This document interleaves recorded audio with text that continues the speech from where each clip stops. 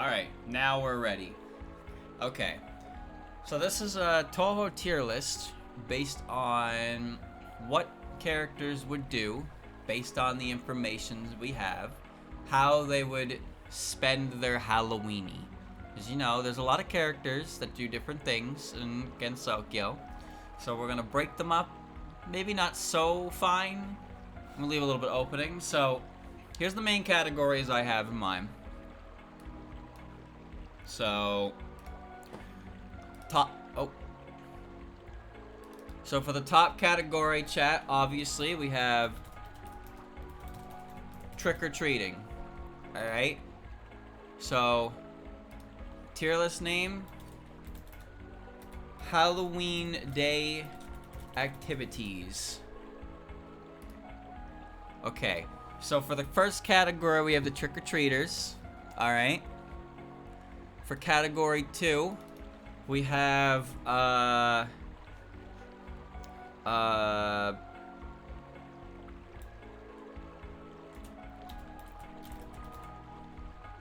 deliberately, spelled that right. Yep, sure did. Deliberately eggs your home. Okay. That's a good category. So that's the shithead category. You know, the motherfuckers who go out on Halloween and just TP and egg people's houses. Alright. So that's category 2. And then we have B, which is stays home and gives out candy. Okay.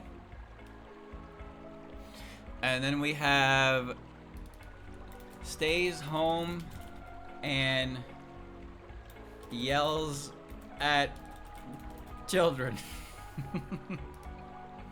So, okay, so chat. Those are our 4 main categories. Can you think of any other categories that work? So we have the people who go out trick-or-treating. We have the shitheads who go out and cause mischief. We have the ones who stay home and give out candy. And we have the ones who stay home and are just cranky. Those are the 4 ones we have. Oh, wait, we need another category. We need another tier. Throws... Oh, hold on. Is that a Halloween party? That's bonus. So that's for anyone who doesn't really, you know, fit in there, essentially.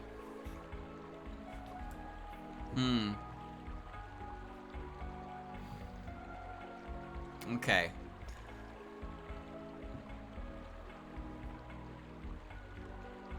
Stays at home. Actually, that's a good one. So stays home and gives out candy. Stays home, yells at children. Is it a Halloween party? Can I move these? Yeah, I can. So this is stays home to scare children. Can still give candy, though. Okay. Alright. Oh, well, you're gonna have to remember that. Okay. Stays home to scare children. Stays home and yells at children. And then pretends to not be home. Okay, those are good. Okay. A chaperone? Oh, that's pretty... Chaperone for the trick-or-treaters? I can't have characters in multiple categories. Well, who would be... There's like 3 characters who'd be a chaperone, you know? Like, it's the characters going out with the younger characters. But, like, I would... Like, for Byakuren, for example, I could consider Byakuren as being, you know, a chaperone. But I would also consider her being someone who stays home and gives candy. You know what I mean? Mailing, yeah, Mailing would take Flan out. Stuff like that. Ron would take Chen out. But there's like other categories they fit into, you know? Yeah, it's very obvious which characters would come into that. You can combine... Yeah, that's a good idea, actually. Combine trick-or-treaters and chaperones. Trick-or-treating or chaperoning. I think that's the word, right? Okay. So we have the people going out, basically, on Halloween night. We have the people who are going out and being dirtbags. We have the people who stay home and give out candy. We have people who stay home to scare children. People who stay home to yell at children. And yell at children. The people who pretend they're not home and at a Halloween party. Okay, maybe not even stays home, but just attempts to scare children. It doesn't have to be like at home. Okay, so let's begin, chat. Does those categories sound good? Scare and yell. No. Scare children is like, you know, they try to pull a trick on them. Yell at children is like Rainbow comes out with her beat stick and tells you to beat it. You know? They're the kind of cranks like that. I guess that would be scaring children, though. We'll see how it falls out. But let's start. Is there any other categories, chat, or I think we're good? I don't want to spread myself too thin on categories. But we're starting with PC98, which is Land of the Make-Believe. Well, actually, we're starting with Reimu. So, let us begin. Chat. Reimu. Where does Reimu go on this list? Now think about it. Reimu is definitely the character I would pin on stays at home and yells at children. I think that's pretty free. But I also feel like if you told Reimu she could go out door to door and get free candy, she'd be out trick-or-treating. Or she's throwing a Halloween party. Really, she could be any of the three. What would Reimu most likely do?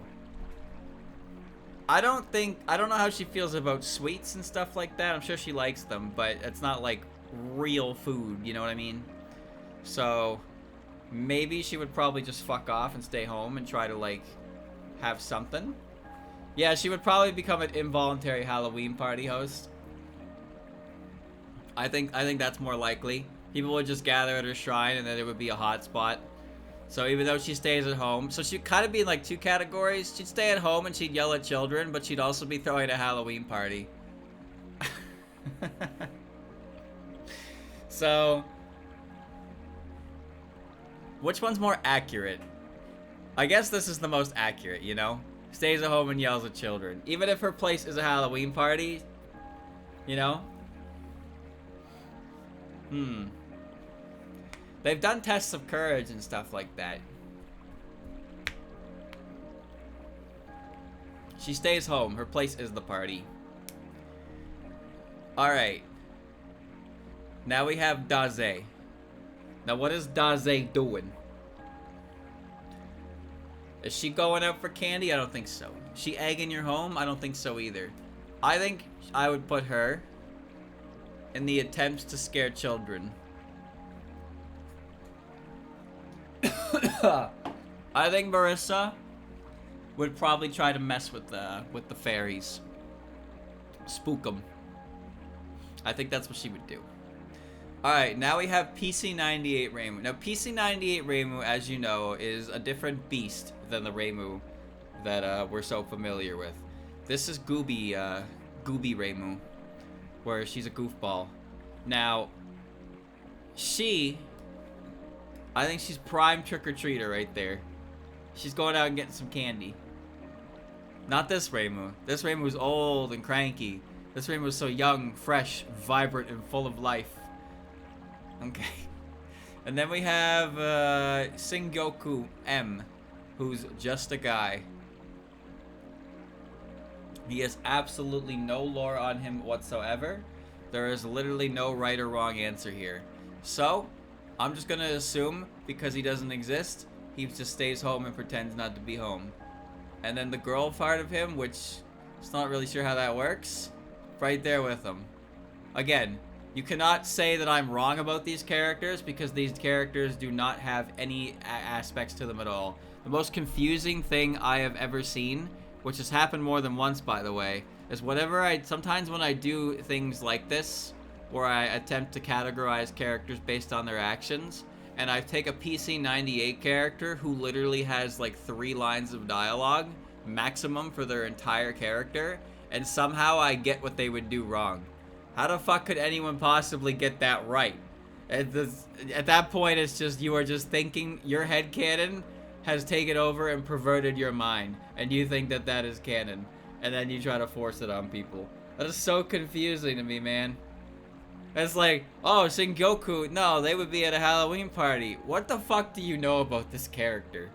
He shows up in an orb, and then he attacks Reimu, and then he dies. And that's the end of him forever. Like, how does that information tell me how do I categorize that information anywhere? So I'm just gonna put him in the category where he doesn't do anything. That's what I'm gonna do. I'm serious, by the way. I get comments like this all the time. Some people latch on to certain characters, and they just speak. They feel like they become the leading authority on said character to a point where anything they say about the character should be regarded as indisputable fact. It's always the fucking PC-98 characters too, man, because they're the ones who don't actually have any character to them. I love this character because they are X, Y, and Z. Motherfucker, they are barely X. What do you mean they're Y and Z? What are you talking about? Anyway. Yugen Magan. I don't think Yugen Magan is going to need to attempt to scare children. I think Yugen Magan is just going to scare children, period.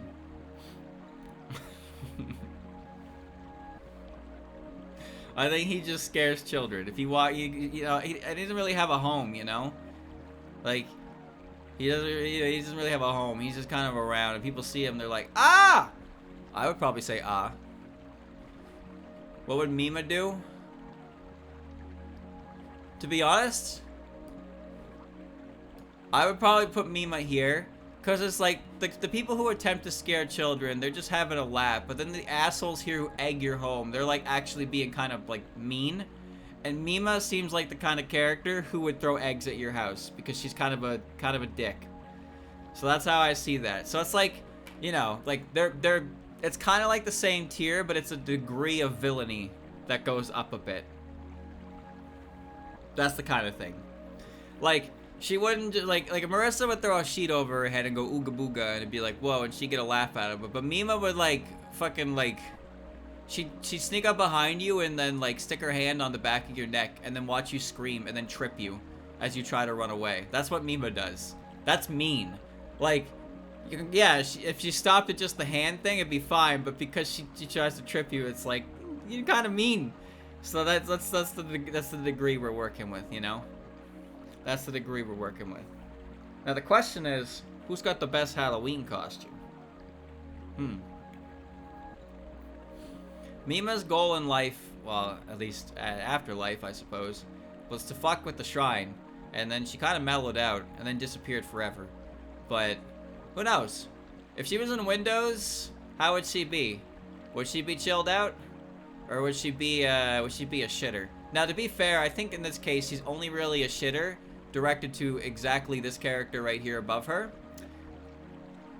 But, you know, it's hard to say.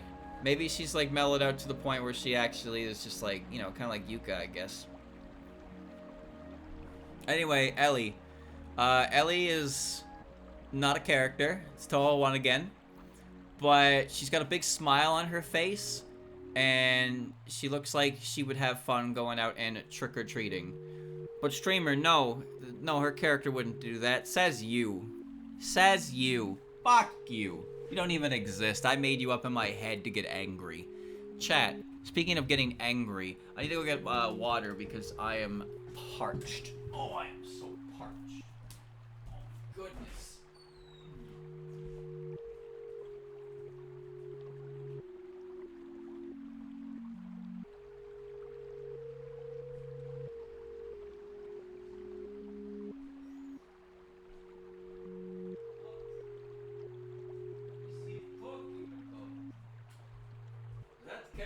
Would never do that. Never. No, never. Alright. You know what I'm gonna do? Right now, non-existent chat member, I'm gonna open up Ellie's page right now. No joke. I'm gonna open up her page right now on the Touhou Wiki. And I'm gonna read you what it says. Okay? Here you go. Ellie is a devil of some kind that Reimu Hakude encounters while in Makai ruins of Vina during holiday responses to prayers. Since she has no official character profile, exchanges no dialogue with Reimu, nothing else is known about this enemy. Oh my god, I can't believe it! Can you believe it? No dialogue and no interaction and no character profile. This character literally doesn't exist in any real meaningful way. But you're right. You definitely know how this character would act based on... what? I don't want to hear it. I don't want to hear it. I don't want to hear it. I don't want to hear it. I don't want to hear it. I don't want to hear it. I don't want to hear it. I don't want to hear your bullshit. All right.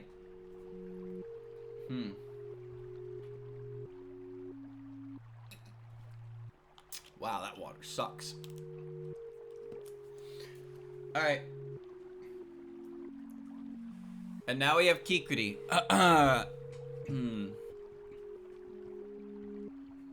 Kikuri is... I don't know, she just stays home. Sariel? She gives out candy. Why not? Sure, she can give out candy. Why not? She's big. I mean, think about her Undertale counterpart. Oh no. Oh no. What did streamer just say? What did he just say? No! No. This is based on literally no information. But like, she's a big lady and she seems soft. So let's put her at home and give out candy to the Makai girls and boys, you know? Hey, just because they wanted to give out candy doesn't mean they're good at it. I don't know, maybe she just looks kind of motherly, you know? If we apply the Reimu Sans theory. I'm gonna stop you right there, buddy. Alright. No, it's fine. She stays there, she gives candy, you know? Because Shinky said so. Shinky said to do it. Because, you know, they're like friends, I guess. I don't really know how their relationship works, but they're both from Makai, right?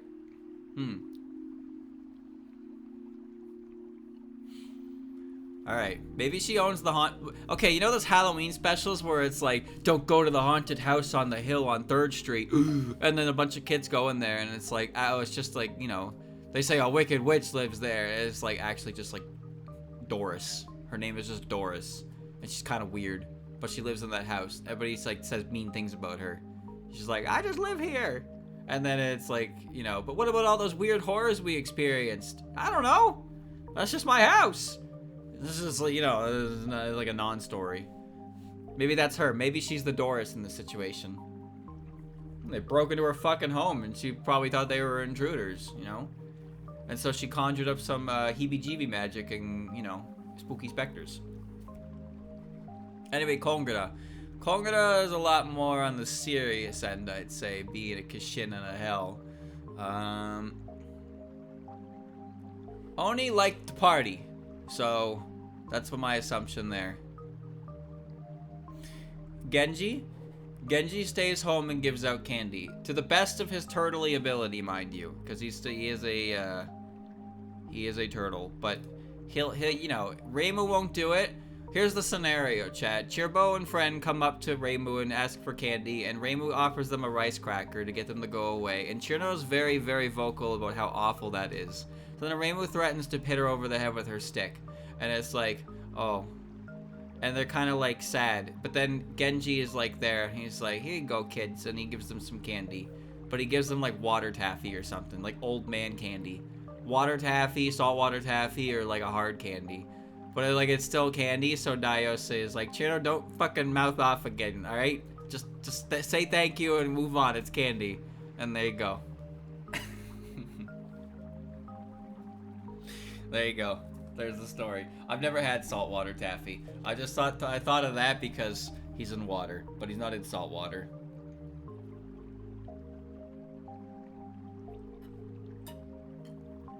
I like those. What are they called? They're not called Weathertons, right? They're like caramels. I like those. You ever had Swedish candy, chat? Some of you might have. I did. I remember somebody brought Swedish candy in as for a presentation. They went over to Sweden, and they had samples of the candy, and people tried it, and somebody threw up in the trash can. So, yeah, your Swedish candy scares me. That shit tastes like ass. I don't know what it was called. I was in 3rd grade, man. That was like 20 years ago. It was very bad. There were 2 flavors, and they were both ass. One was like cactus flavor, and the other one was like saltwater flavor or something like that. Some stinky candy out there. Yeah. Yeah. We get fuzzy peaches and sour cherry blasters up here in Canada. Okay. Alright, Rika. You know, I don't really know how to define Rika's, like, age, so to speak. She's kind of a goober. But is she like the trick-or-treating kind of goober? Or is she the kind who stays home and doesn't celebrate?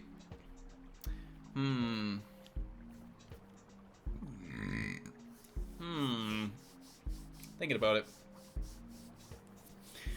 I don't think she'd be the type to stay home and yell at children. I don't think she'd give out candy. I don't think she'd try to scare. I feel like she'd kind of mind her own business. Or she'd try to build something for the season. But it's hard to say. She's not Mima tier. I think she would be more interested in building a costume than any like a mech or something for the season. So yeah, I would probably say pretends not to be home just based on like her wanting to focus on her work and completely missing the whole point of the entire day. But you know, I don't know for sure though. Again, hard to say. You could probably fit her in a couple different things there, but I can't tell like how much she would want to go out at all.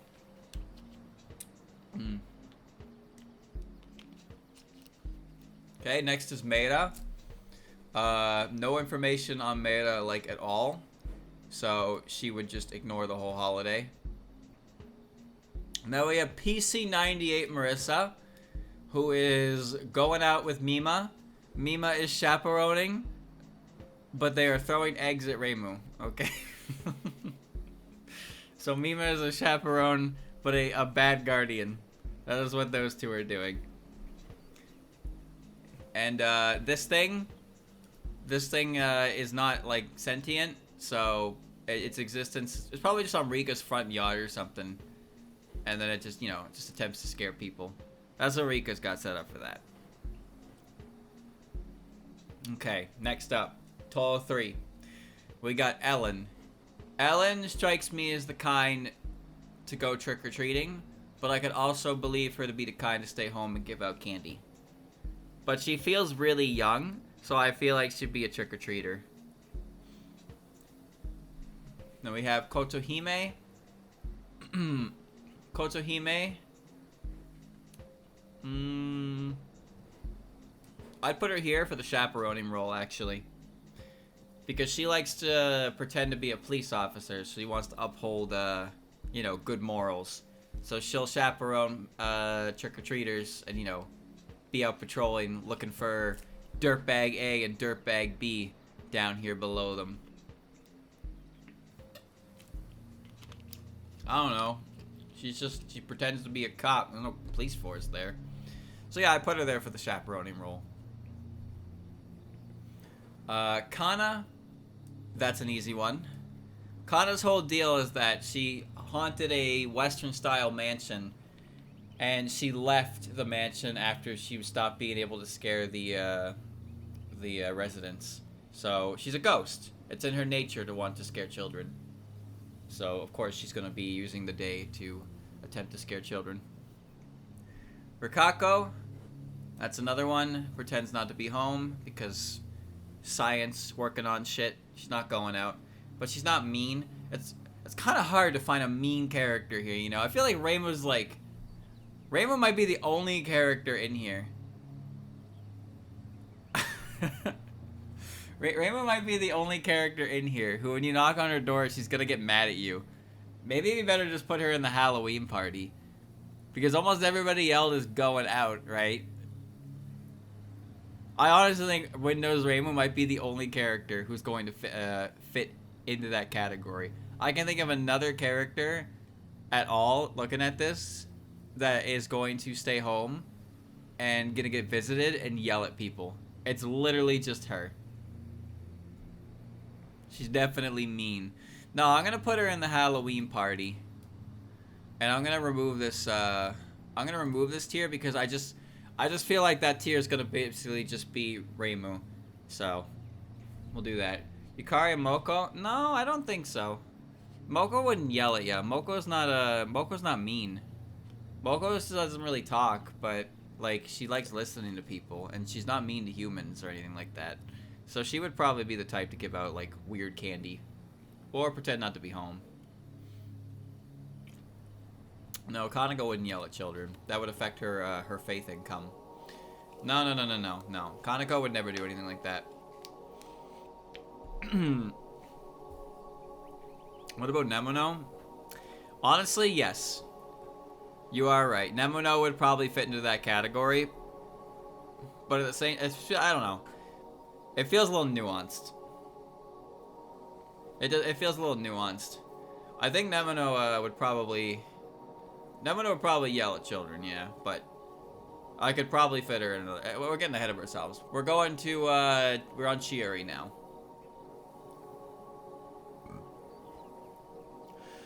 What does Chieri do? Trick-or-treating or out chaperoning? I mean, she's still like a teenager, you know? Chieri's only like 17 or something. And Yumemi's only 19. Like, they're both very young. But Chieri's a college student and Yumemi's a college professor. The future they're from is very advanced, or to a point where I guess people are very smart. Or something like that. Either way, they're both exceptionally young for their standings. Okay. And now Yumemi. Now Yumemi's interesting. What would Yumemi do? If we're against Sokyo, what would she do? I don't think she'd be at a party. I don't think she'd attempt to scare people. I don't know if she'd stay home and give out candy. She's not an egg thrower, all right? Maybe she goes out chaperoning with Chieri. I don't know. I feel like it's either stays home and gives out candy, or goes out like as a chaperone. Because I don't see her necessarily. Because like she's curious, you know. She's a curious sort. Especially if it's Gensokyo as the setting, where she's not originally from, so she'd want to, like, interact with people. But would she do so from her own home, or would she go out? That's the thing. You know what? I think I like the dynamic where Chieri is the more active one, and Yumemi's the more reclusive one. I like that. She's kind of like Birch, yeah. But I like that dynamic between the two of them, where Chieri's more active of the two. I mean, based on the way they're dressed, it definitely looks like Chieri is a lot more mobile, you know? She's like the field worker. It's like how Orin and Satori operate in CDS. Orin does all the footwork and then reports to Satori, and Satori does, you know, the thinking. That's kind of the dynamic they can have there. Okay. Alright, now we have Rukoto, who is, you know, she's a maid. So she would stay home and give out candy. And Mimi-chan... Mimi-chan would attempt to scare children. I mean, it would succeed. Well, actually, maybe Mimi-chan would go here because it's Marissa's, and Marissa would probably use it, but it would do a little more than egg. Deliberately egg your house. Okay, but remember, when I say egg, I mean like all kinds of mischief, you know? It's not necessarily like they're only grabbing eggs, but like just in general, their behavior is miscreant-esque. Wow, look at the big three. Okay. Alright, we're going to Touhou 4. So now we have Orange. Orange is a gatekeeper. No, she's not. Sorry, I actually just confused her for mailing. I actually just confused her for mailing. Orange is not really a character. It's hard to say for sure what she would do. She's not the type who would egg someone's house. She doesn't really have a home to give out candy. She's a yokai, so I would put her here just based on the fact that she's a yokai. She'd probably try and do something to mess with people. It's kind of a cheap default cop-out with that, but like, you know, it's fine. I don't know enough about Orange to assume much, but yokai like scaring people, you know, so it's usually a good default if you can't think of any other reason for the other ones. Kurumi, on the other hand, I'm putting her in this tier simply because I think she is squishy. Now, I know how that sounds. That's a stupid reason, Dylan, I know. She's a gatekeeper, but at the same time, look at her. She seems like she would enjoy going trick-or-treating. Ellie would stay home and give out candy. And Yuka would... I don't know what Yuka would do. Is PC98 Yuka the kind of character to egg your house? So, like, Kurumi is a gatekeeper, and then Ellie is a gatekeeper as well. So Ellie stays home and watches the mansion. So she hands out candy to any visitors. Kurumi gets to go out and bring candy, and she's going to share her load with Ellie. So they're going to have candy together. But what is Yuka going to do? Is Yuka the type to mess with people? Like, like Mima style? Or is she the type to just, like, you know, go ooga booga? It's hard to say. Well, remember, PC98 Yuka in Mystic Square is kind of, she's kind of scary. She's not as mellowed out as, Windows era Yuka.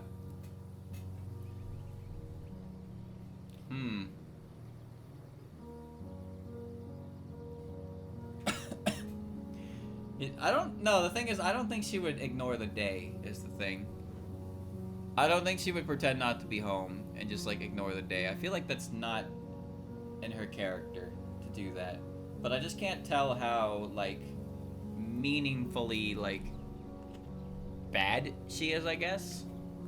If she's just the type to... Like, I feel like Windows Yuka would be more, like, attempts to scare children. Because I feel like Windows Yuka is a lot more mellowed out. And she does, like... She likes teasing people. She likes teasing weaker people. But she doesn't, like, go super far. But this character here... I feel like this is her in her dark... You know, her scary days. There's a dynamic with Mima and Yuka. We'll see what she does. Maybe... Okay, here's the scenario, chat. Here's the scenario. Mima takes out Yuka, and they go trick-or-treat, you know, and Mima gives her an egg carton. It's like, alright, take these, and you throw them at that house. And then Marissa starts throwing them at the house, and Yuka looks at them, and is like, why do that when I can do this? And then she blasts a fucking hole through the wall. Just, you know, double spark it up. And then Mima has to explain why you can't do that, because that's pointless destruction. It's not about the destruction. You know, it's about the small destruction. You can't just destroy the home, and then Reimu comes out and is like, what the fuck? And then everybody gets slapped up. So that's how I view PC98 Yuka. She's unfamiliar with the outside world, and she is a little overly rambunctious with her powers. Whereas Windows Yuka feels a little older, more mature, and more so just likes messing with people. But unless you, like, piss her off deliberately, like, with messing with her flowers. So they're the same character, but the way they act, to me, feels very different. No, what happens is Yuka does that, and Marissa sees it, and she goes, oh, that's how we do it. And then she throws the ICBM at the other side of Reimu's house. So Reimu's house has just been completely fucking nuked from orbit at this point. Like, it got double sparked, and it got targeted by an ICBM, and Mima's just like, that's my home too, guys. Like, I live there too, you know. You weren't supposed to destroy the whole goddamn place. Now where am I gonna go? If there was eggs on it, then it was fine. It doesn't affect Mima, but there's no house there at all. There's nowhere for Mima to haunt. It's okay, Mima, you can bunk with me. Oh, shut up, Marissa. You don't even have a home. Alright. Now. Mugetsu, Gengetsu. Another combination of characters that aren't characters, but are characters to some people. Alright. I know nothing about them. Other than that, Mugetsu seems like the one who's more serious, and Gengetsu seems like the one who's more of a free spirit. The thing is, they're not... I don't think they're yokai. I don't really know what they are, but they're very powerful beings. They don't really have a home either. To be honest, I would put them both here just based on the idea that Mugetsu would take her sister out trick-or-treating. And they would get candy. That's literally the only reason. Mugetsu's also in costume, yes, because she's not actually a maid. But, like, I could see Mugetsu being the type to stay home. But they don't really have a specified home. But I can also see Gengetsu being the kind of character who'd want to go out and just see things. So Mugetsu would probably go with her to make sure that, you know, she doesn't go a little crazy. Alright. But now, we have Sara, the gatekeeper of Makai. I feel like this is an easy gatekeeper one, just putting them here.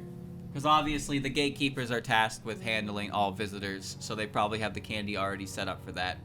And the gatekeepers, you know, the gatekeepers aren't necessarily mean people. It's just every time you interact with them, you're trying to get through them, and they're like, hey, it's my job to keep you out, could you not? But Ellie's attitude is, like, perfectly reasonable. Kurumi's attitude is reasonable enough. Although Kurumi doesn't feel like a gatekeeper. Sara's attitude is reasonable. Mei Ling's attitude is reasonable. As we know with Mei Ling, because she's a Windows era character, Mei Ling's very laid back, and a lot of people really like her. So, like, even though, you know, she's the kind of gatekeeper to be like, oh, I gotta get in there, and she's like, haha, no, you can't. And, you know, just kind of laugh it off. And if you try to walk past it, she'll probably just, like, put her hand up, and you can't move. And you're like, oh, Mei Ling, what are you doing? She's not gonna resort to violence unless you do. But she's going to very actively tell you, like, you can't come in here and stop you from entering. But she's not mean about it, you know? She's a sweetheart. Okay. So next is Luis. Well...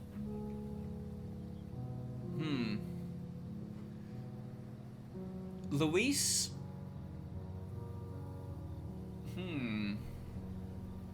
Luis is just trying to take a vacation. She's literally just a person. Like, there's no real thing about her. Like, sure, she's a demon from Makai, but, like, when you run into her, she just seems like an ordinary person.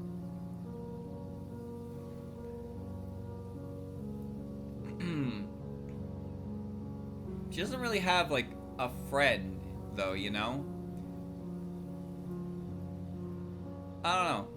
She seems like a high society kind of character, but I think this is because I haven't seen any other outfits with her.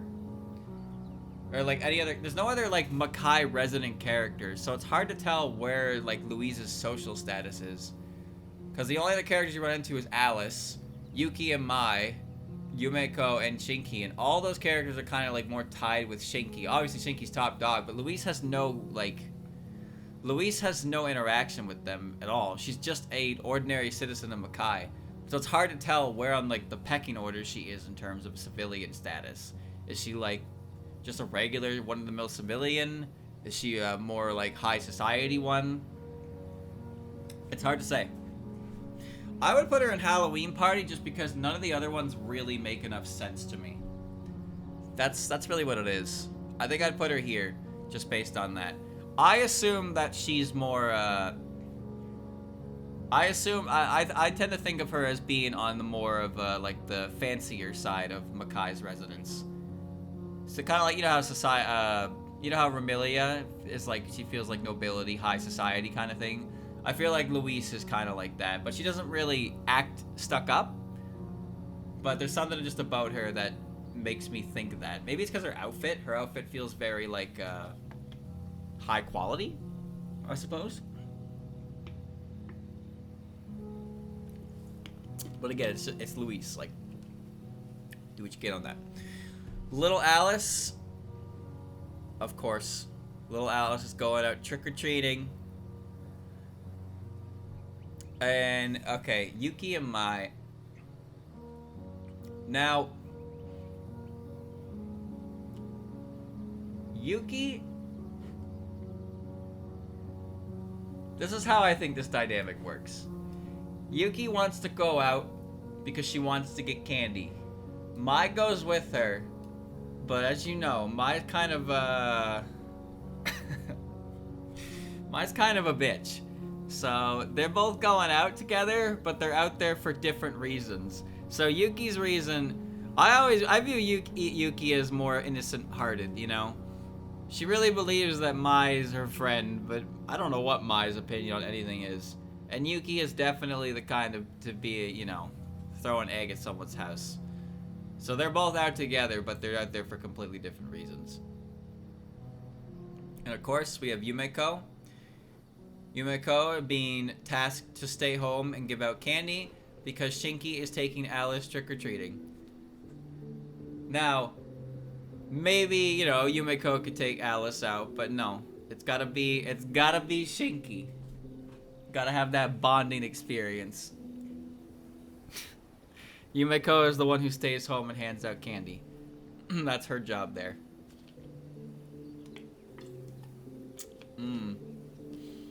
Maybe I should have made chaperoning its own category, considering how many are in there. Yeah, you know what? Let's do that, chat. Let's make chaperoning its own category. Chaperoning trick-or-treaters. Okay.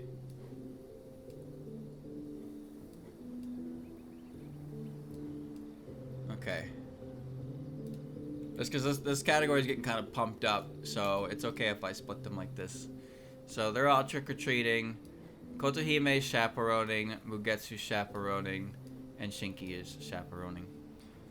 Okay, yeah, we're gonna break it up just so it's clear who's doing what, you know? Because if you see all of them in there, it's like, why is Shinki in there?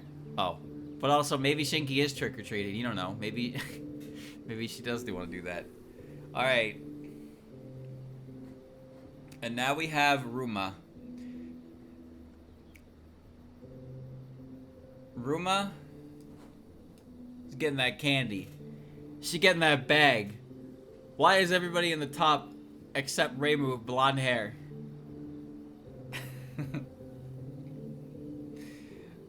Okay. Okay. And then we have Dai.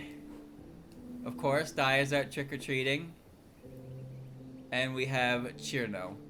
Now, I don't think Chirno would be the kind to egg your house, necessarily, because she's being held back by the green one here. But if you made her angry, she would probably throw a brick at your home. But, you know, Dai's there, so it's okay. These three go together. Rumia is dressed... I put a bed sheet over her. Daiose, I don't know. Make her a vampire. Or you know what? Give her Snai's clothes. Have her go as Snai. And make Chirno put a pumpkin on her head. That seems like the kind of she'd have like a Charlie Brown costume, you know. She'd have a Charlie Brown costume for sure. But she made it herself. Dude, you know what? What if she went as an Eskew? Like the Pokemon that puts that fucking ice block over its head? What if she just did that? She just froze her head. Went out trick-or-treating like that. That's her costume. It's like, Chirno, what is that? I froze my head. Oh, okay. Alright. And now Mei-ling, of course. Mei-ling stays home. She's tasked with, you know, looking after the mansion and any visitors. And then we have Kwakama. Kwakama's hard to say. Kwakama probably wouldn't leave the mansion necessarily, but she would probably, like, you know, try to mess with people around it for sure. Because that's just, you know, she's an imp.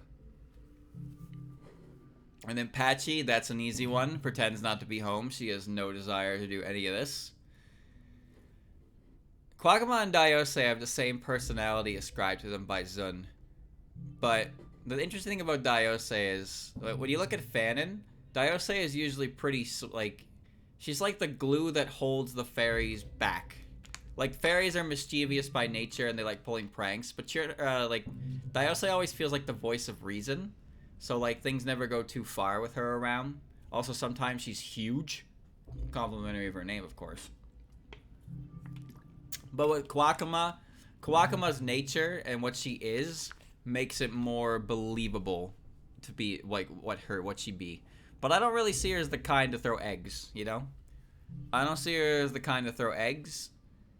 Because, you know, she's a respected employee, I think. If she wasn't employed, she'd probably be a little more loose cannon, but I think she'd probably, you know, she rings it in. So she's a bit of a shithead, but she's not a shithead in a way that would negatively affect the reputation of her employers. You know what I mean? That's how I feel about her. Alright, we have Sakuya. This is pretty obvious, or maybe you wouldn't agree, but some fan depictions would most certainly agree. Now, if you said they were at a Halloween party, I'd believe it. They probably throw their own. But because I am a fan of Sakuya being the adult, she would take those two trick-or-treating. Remy wouldn't admit it. Remy wouldn't admit it, but you could put Remilia at a Halloween party. It depends on what iteration of Remilia you like more. The one that's more refined or the one that's very childish. And you know, they're both the same character, but it takes certain aspects to open up which one you get, you know. Flandre, on the other hand, Flandre is not very childish. She's kind of similar, actually. But both of these two are portrayed as, you know, they've had many interpretations, so... This one is my personal bias winning out more than anything. I like when these two are portrayed as being more goofy characters. I like when Remilia can be mature. I like when Flandre can be serious. Don't get me wrong. But I enjoy when they're just being, you know, kids at heart. And Sakuya gets to play the role of caretaker for them. That's what I like.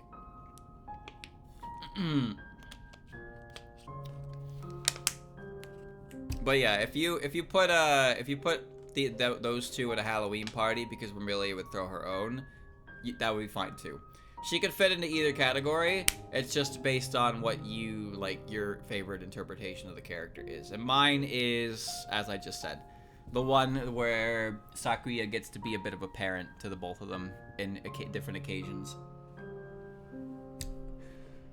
Alright, and now we're going on. So now we got Letty Whiterock.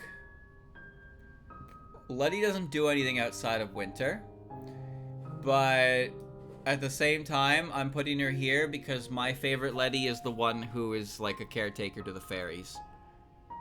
I know, Letty and Chirno, their relationship is something, and I am closing my eyes and averting from the truth. But I like the idea of Letty being like a guardian to the fairies, in a way. Just because she knows Chirno and then Chirno invites her into things and drags her along, and she just ends up getting involved in antics. So she just ends up being like the responsible adult. It's like how it was in Sengoku Gensokyo, for example. That Letty is like very tired, but she's still sticking around. Okay. Then we have Chen, who is going out trick-or-treating. We have Alice. So Alice is staying home, for sure. But the thing about Alice is described as, she's actually not a very, like, unsociable character. She doesn't mind guests. Like, she is capable of holding conversations and stuff, but she does, like, you know, she just lives out in the woods and lives in solitude. But it's not like she hates people. So if you visited her in the woods... You know, she'd probably give you something. She likes company. She's not like completely. I feel like her image. A lot of people that associate her image with one of like pure aloofness, but that kind of fits more for Moko than anything. But even then, I think both characters, you know, they have a... They're not like, especially Alice. Alice isn't as detached from the world around her as her location would lead you to believe. The three fairies would come by. The three fairies would come by and they would visit her and they would get candy from her. And she'd be happy to see them. Okay.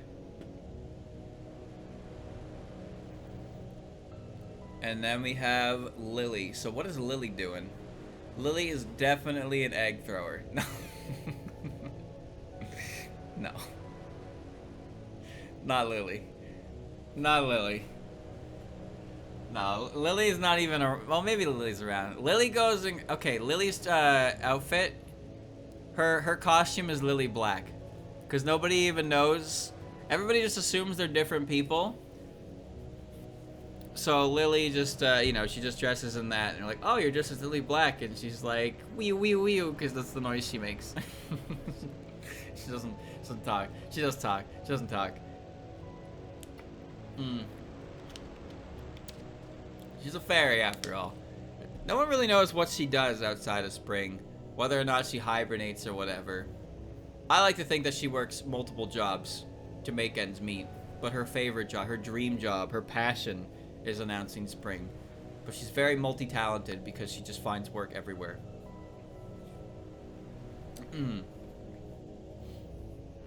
Okay. Alright, then we have Lyrica, Lunasa, and Merlin. Now, honestly, given their attitudes, I could picture some of them going trick-or-treating. But I think it's more likely that they cater an event. I think these three would prioritize, like, you know, not catering, but they would do an appearance at a party before they would go trick-or-treating. Not host a party. But yeah, they're hired talent.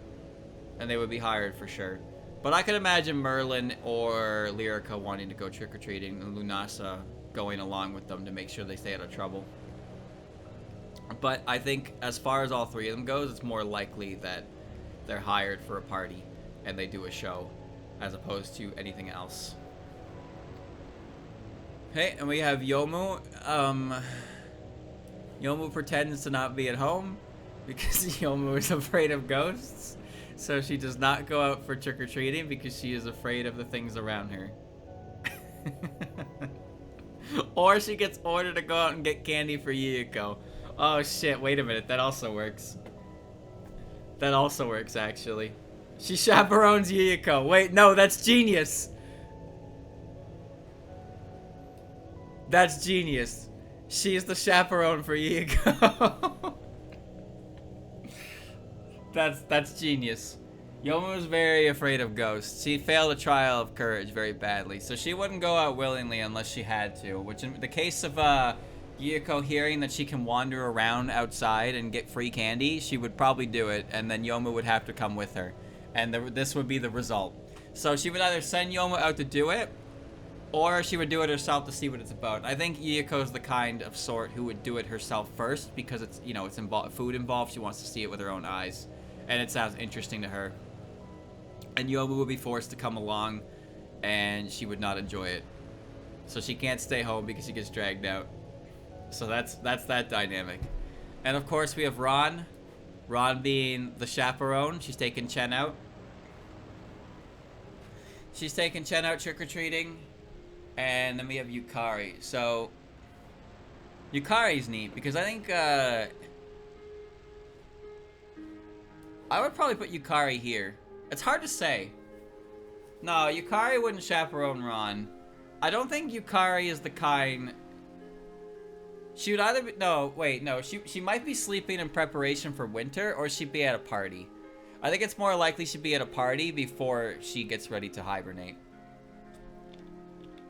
Fan and Yukari goes trick-or-treating. Honestly, yes. I can honestly imagine Yukari and Chen going trick-or-treating, and then Ron chaperoning the both of them. I like that image, actually.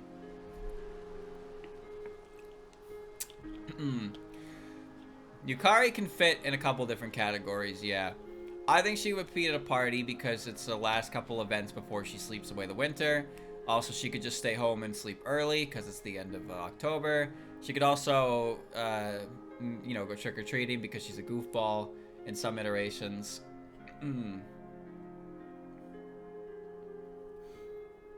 So Yukari is like... I don't think Yukari is the kind of character who would really go out of her way to just scare random children. She could, but the way she is, it feels like, you know, she'd more than likely be doing something else. She doesn't really need to, like, do that. She would consider, like, childish tricks, you know? I would say it's more likely to have her at a party of some sort. Okay, and now we got up here Wriggle Nightbug. So Wriggle will go trick-or-treating. Wriggle's not interested in scaring people, by the way. She would scare people by accident because bugs, but her whole goal is to make people not afraid of bugs, so having her go out and scare children is just not something she would do.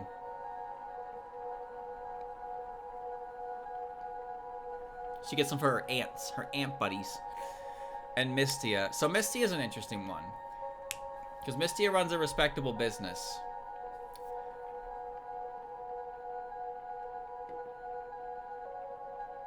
I don't see her staying home and giving candy. I could see her doing attempts to scare children because the whole night blind stuff that she does. Like, that's something that she does. But it's hard not to think of Mistia as, like, a respectable businesswoman nowadays, as opposed to a sparrow yokai who likes messing with humans. You know what I mean?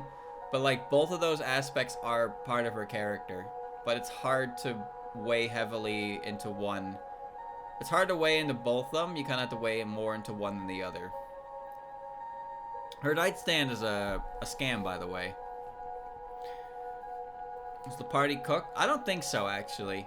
No, I don't think so. Mistia can cook for sure, but if Remy's holding a party, Sakuya's cooking. If Reimu's holding a banquet, then everybody's bringing food, but also Reimu's making stuff. No one in Gensokyo has ever actually had Mistia cater an event, ever. Because everybody can kind of do that themselves. I could believe that she would be able to, but no one's ever bothered to ask her. Yeah, honestly, I think Mistia's just working, like, on the night, you know? So she's probably just here by virtue of, like, you know, kids don't really stop by her stand anyway. So she'd probably, like, you know, she'd just run her stand, but if she sees a couple of trick-or-treaters or whatever, she might, you know, mess with their vision a little bit or something like that. That seems the most, that makes the most sense to me. That makes the most sense to me. Alright, and Kane, obviously. Obviously, Kane is a chaperone. Now, okay. Here's the thing about Tay. Tay is definitely got that egg your home energy. But at the same time, she would be very careful about it, you know? She'd be very careful about it.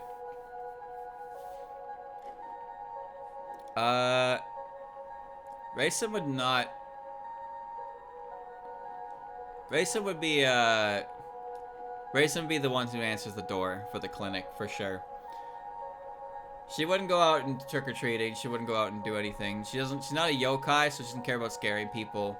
She can't pretend to not be home. That's just not a thing she can do. And she's probably not at a party. Okay. And then Eden. So Eden is...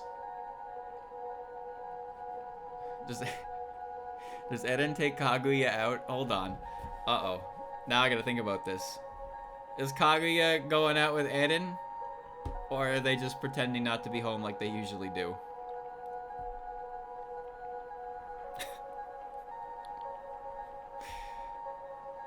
The thing is, if Kaguya's going out, she's either sneaking out with Moko, or she's going out with Eden. Like Eden's taking her out. But Eden doesn't really like letting her leave on her own.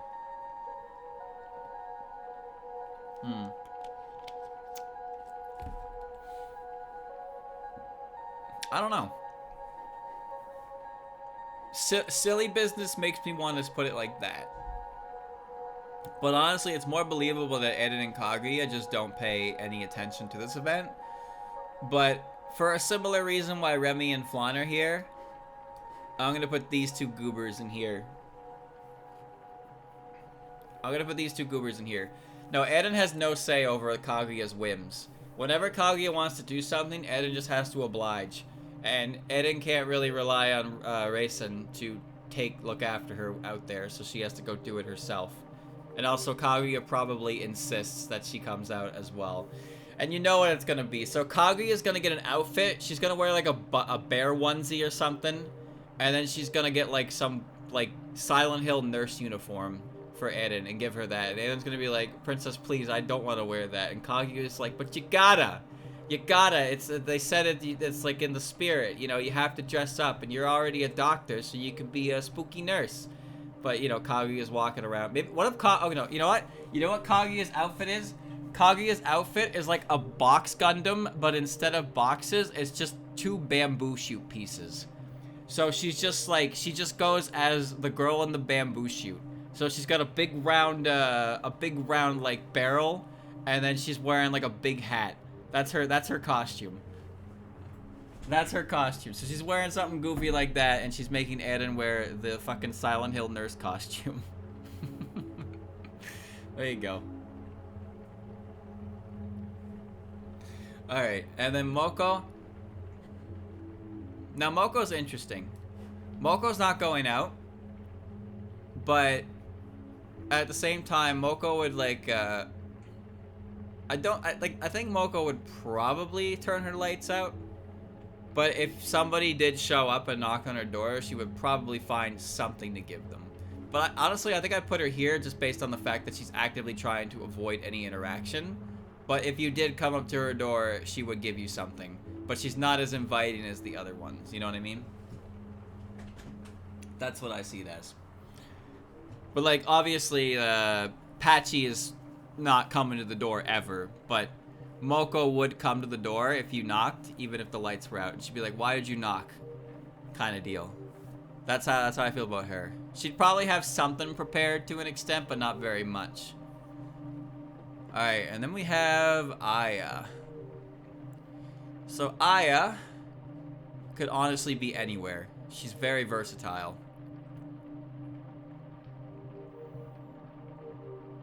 She's not trick-or-treating. She's not chaperoning. Honestly, I'd put her at a party just because she could literally be anywhere. Aya should go with Chuno and Dai. Well, that's your fanon talking. Sorry, but Mom said it's my turn to impose my headcanons on It is my turn. But I can imagine Aya just being out and about, you know. She doesn't really fit into any category specifically, but also she could be involved in pretty much every one of these. But I put her at a Halloween party because that feels like somewhere she'd check out first and then just go out and see stuff. Alright, we have Medicine. Medicine probably would go out. I think Medicine would go out. Medicine's a weird one. She just tried to, you know, be more active and meet more people. So I think Halloween would be a good day for her to, like, do that. Even if she, you know, candy, she seems like the kind of character who'd be happy with some candy to some extent. But I don't think she's the type to, you know, throw eggs. She's not going to stay home and give out candy. I don't think she doesn't want to scare people. She's not interested in scaring people, but, like, she also wouldn't pretend to not be home. And she's not going to a party. So I think it's just like kind of a default thing here. It's kind of like a process of elimination thing here for this one. Okay, and then we have Yuka. So I talked about it earlier.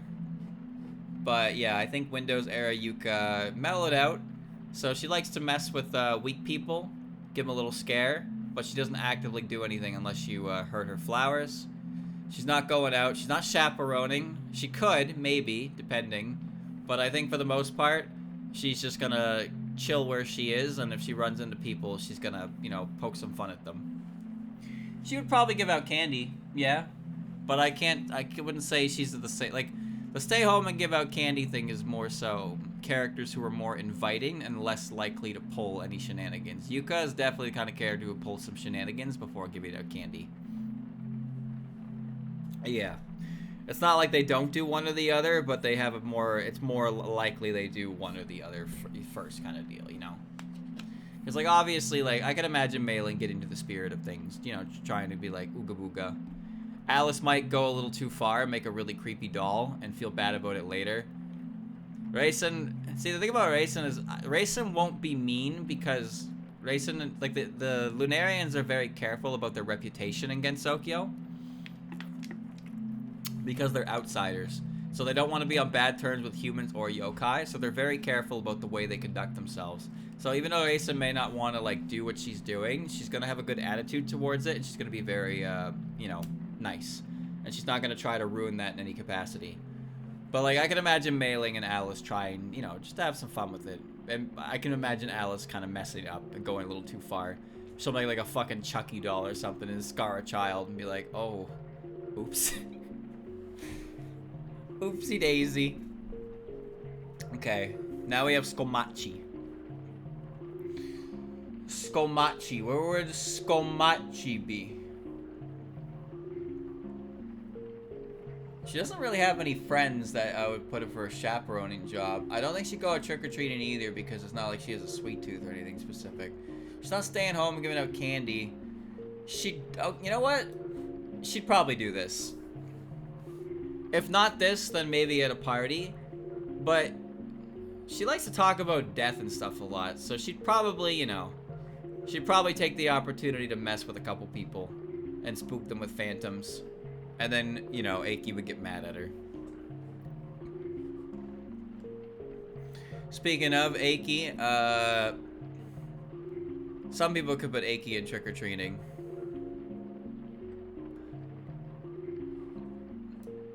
I would put her here because she's on the lookout for the group below.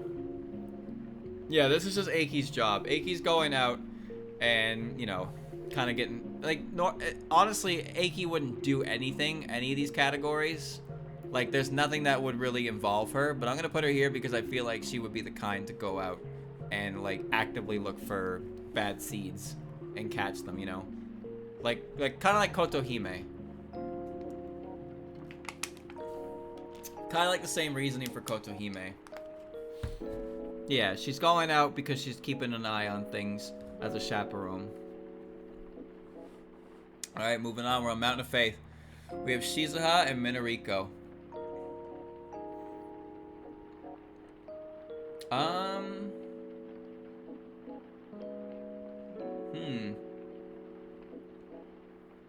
Now, the way I see it, Shizuha is less, outgoing as her sister, but I think that's just because Minariko is more widely regarded by, like, the villagers. So she kind of gets to be more outgoing. So I feel like Minariko would be out trick-or-treating. They give out candy corn. See? That's cute. I think Minariko would be going out, but I do think that, like, Shizuha would stay behind. Kind of deal. Like, when I think of Shizuha, like, Shizuha doesn't like people knowing that she kicks trees to paint the leaves. She doesn't really like people knowing how she operates. She feels more, to herself. And Minariko is, you know, she's more involved directly with the villagers, so she's a lot more prominent with them. So she's more outgoing. So she might just use it as a way to kind of go out and, you know, spread faith and whatnot. What's fun about those characters is they're both jealous of each other's abilities and like how they are. Like, Minariko is very jealous of her sister's eye for beauty, and Shizuha's jealous of her sister's popularity because she's a harvest goddess. So I feel like, yeah, Minariko would go out and use the opportunity to kind of just, like, go around, see people, say hi, maybe hand out some vegetables, get some stuff in return. Where Shizuha would stay behind and give people some sweets. They're both good-natured. They're both good-natured. And they wouldn't be invited to a Halloween party. Not because they're not popular, but because nobody in Gensokyo remembers to invite them. It's very sad, honestly. When it comes to Mountain of Faith, Hina, Nitori, Momiji, Aya, Snai, Suako, Kaneko, by proxy, really. They're like, oh, it's like, oh, that's Mountain of Faith, and it's like, what about Shizuha and Minariko? And it's like, who are you? That happens a lot. Kind of makes you feel bad. I feel like people forget them. And I mean, that was a fanon thing for a while. Like, the most defining characteristic of the two characters was how forgettable they were. I remember that. That was a thing for a bit. People were referring to them as memorable for how forgettable they are. I was like, damn. You kind of feel for them. They're not bad characters by any means, but I guess they just don't have, they didn't quite have what it was to, like, stick out compared to others. Yeah, the Tsukumo sisters are pretty in the back now. Speaking of, we got Hina. Where's Hina going? Hina's interesting, actually. I'd put Hina here, because Hina doesn't, like, Hina has a bad reputation, unfortunately. People don't really approach her because they're worried that the misfortune that surrounds her is going to basically swap over to them. So, despite how people feel about her, she always has a smile on her face. So she wouldn't go out and about in the town. I think she kind of understands her position, but she doesn't let it get to her, which is very impressive. But she would be she's a very sweet girl, so she would stay home and give candy out to anyone who approached her. But she wouldn't actively go out herself because, how people are. It is a shame. Nitori. Now, I want to put Nitori in the stays home and, air quotes, gives out candy. Because, she's not giving that out for free, right? But I don't see her as a trick-or-treater. That's not Nitori. So I put her here, but there's definitely an asterisk to that give, She's out here running a business. She's not out here running a charity. So that makes the most sense to me. She'll run a stall, she'll sell stuff. She'll sell stuff, but she won't give it out. Her stall's the first one to get memed. $12 for a cucumber pie? That's right, man. You got a problem with cucumbers? What the hell is a cucumber pie anyway? It's just a pie, but there's like a cucumber sticking out the front of it. That's it. That's what it looks like. It's nothing special about it. It's just a pie with cucumber in the center. And it's like, you want $12 for this? Alright, Momiji. Oh, whoops. Momiji. So, interesting thing about the Tengu. The Tengu, at least as far as I can tell for the White Wolf Tengu, they're not mean, but they don't like people straying off the the path to the Moria Shrine. So they will send you back on your way. But I don't think any of them are very nasty about it. So I feel like, well, it's not necessarily that Momiji's staying home, but if somebody came up to the mountain and ran into her, she might have a treat for them or something like that. She definitely wouldn't be pretending not to stay home because her job entails her to patrol the mountain. She's not trying to scare children necessarily, because there are other Tengu for that. The White Wolf Tengu's goal their job isn't to scare people, it's to keep them away. She's not gonna throw eggs, she's not gonna go out trick-or-treating because she can't leave the mountain anyway, and she's not going to a Halloween party. Omiji's one of those unfortunate characters who's literally not allowed to leave the mountain at all, so it's hard to do anything with her, unless you just completely forego that rule in favor of using the character in some kind of way. Which a lot of people do, because, well, Momiji is neat. People like the girl, so they want to use her. So we have Snai. So Snai actually knows what trick-or-treating is. I think she'd do it again. I think she would want to experience again Sokyo Halloween. Hell, she might even be the reason why everybody's doing it in the first place. But Snai is definitely the kind of goofball character who would, get people interested in the whole event and then run it herself. Kaneko would stay home and give out candy, because that's what she does. And Suako's interesting because realistically, Suiko goes in the pretends not to be home section. She has no part in any of it. Kaneko handles the business side. She's just relaxing.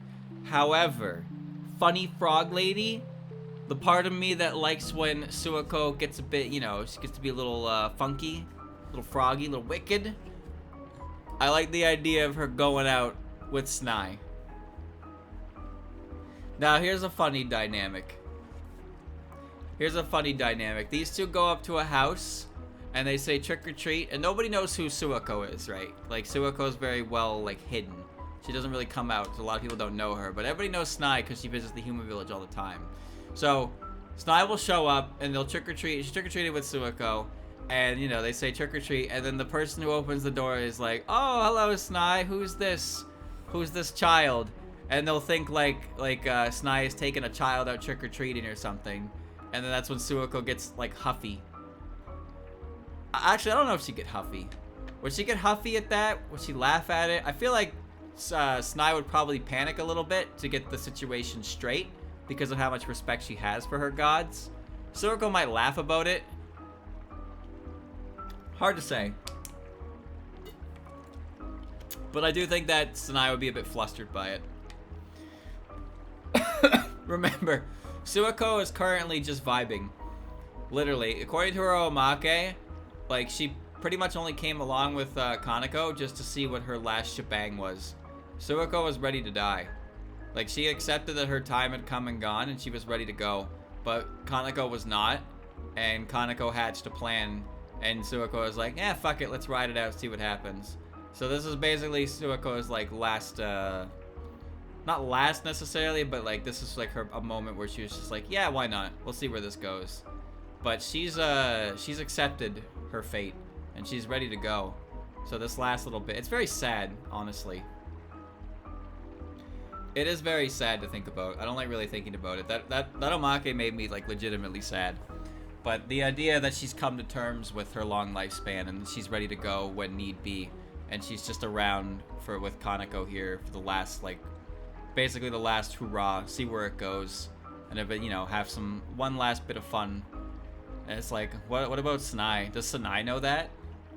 I wonder about that. How much does Snai know? Snai is not told a lot by her gods, and she's been upset by it. We saw in Touhou 18. She gets upset when things, they don't talk to her. So I feel like Snai probably doesn't know. Maybe Snai will grow up and be fine, you know, gone before Suiko's gone. Who knows? But either way, it's a sad thing to think about. Not very many characters talk explicitly about, like, death. Even the characters who are actually dead and are ghosts. But, like, Suiko and Aki, where it's like, oh. Anyway. Kisume! That's an easy one. Well, attempts to scare children, but she would also, you know, attempt to, like, well, knock them out. And then Yam, that's an easy one. As you know, chat, one of my favorite Yam fan theories, fanon, is that she makes candy.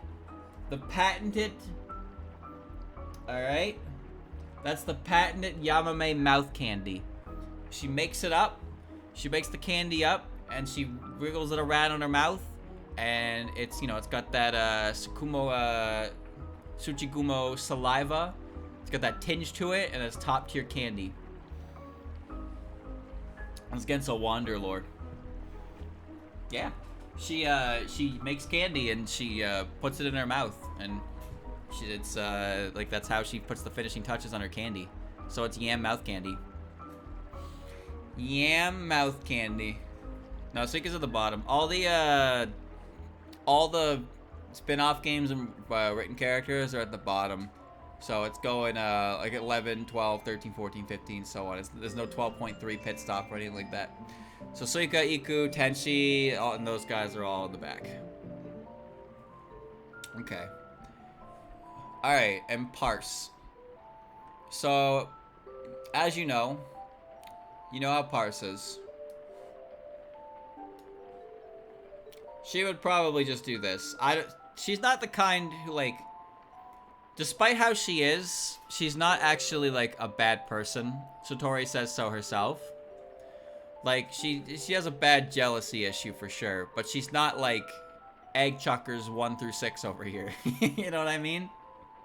So, but she would still kind of like, you know, just her very nature would probably scare off children. But she's kind of a sweetheart under all that, which really sucks that her character is so one-dimensional. Parsi is really weird. She's actually insanely popular. And that honestly shocked me. I don't know what makes her so immensely popular. I've never really been a huge fan of her because I felt she was very one-dimensional with the way her gimmick is. But I've come to like her more over the years, but not nearly as much as the general public has. Yugi, obviously, going to a party. Oni, drinking. Not much thought required for that one. Satori. Satori is definitely pretending not to be home. She's definitely pretending not to be home. Oku is going trick-or-treating. And Oren is taking her out. And Koichi is going with her. Honestly, you know what? In the spirit of being more, you know, better about it, I'm gonna put Satori up here. So these are the adults, and these are the children. They're coming topside. Utsu and Koichi are going trick-or-treating, and Rin and Satori are gonna watch over them. That's more fun. Because obviously the way it's gonna go is Oku's not leaving the house. Satori's not leaving the house. Oren is probably grave robbing, and Koichi is resident unknown. Koichi is everything. Trick-or-treating, throwing eggs, giving out candy, scaring children.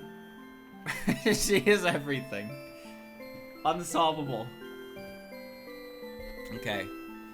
So we have Nazarin. Nazarin's going out. She's looking for cheese, though. Oh, this is an easy one. Kogasa.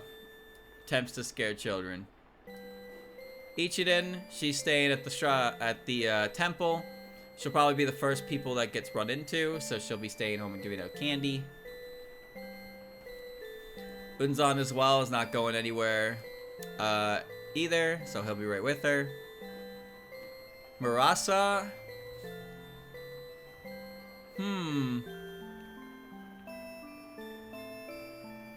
I wonder about Murasa. Where'd Murasa go? I don't think of her as a trick-or-treater. She's not a chaperone. I don't think she stays home and gives out candy. She might mess with people. I wouldn't put her an egg thrower, you know? She might be, like, of all the characters that are with Byakuren's group, Murasa's the one I can imagine getting up to the most mischief, but I think that's just because there's a lot of pairings with her with, like, Nue. And Nue is a bit of a bad seed sometimes. So I'd probably put her either with attempts to scare children a bit, and or pretends not to be home. But I like her here because it means she's doing something. Ichiden's not that quite like that, so she would give out candy. Sho, now as we know, Sho never leaves the house. Sho is not allowed to be canon, but because Nazarin is out, you know Sho is there. They're dressed as each other. So Nazarin went as a tiger and Sho went as a mouse. That's their costumes. And Nazarin is not a fan, but unfortunately she could not say, she has no say in this. She has no say. And obviously, Byakuren being Byakuren is going to be right there with Ichiden handing out candy. Those two will be working together with that. The three of these together, the three of those together would hold the fort down for sure. Nazarin goes with a giant egg. No. I like the costume where they're dressed as each other. And Nue, easy. Nue is a trickster by trade. I wouldn't say she's necessarily malicious, but I feel like her antics would go a step further than just, you know, Ooga Booga, like Kogasa. she's a bad influence. If Kogazo's hanging out with her, she'd be a bad influence. It's not like as bad as Tay, but I do think Nue is capable of being a bit more of a shitter. she'll be fitting both is the thing. She fits in both, but I want to put her in here because she would be more like, I'd say more likely, but she would do that. Alright, we have Kyoko.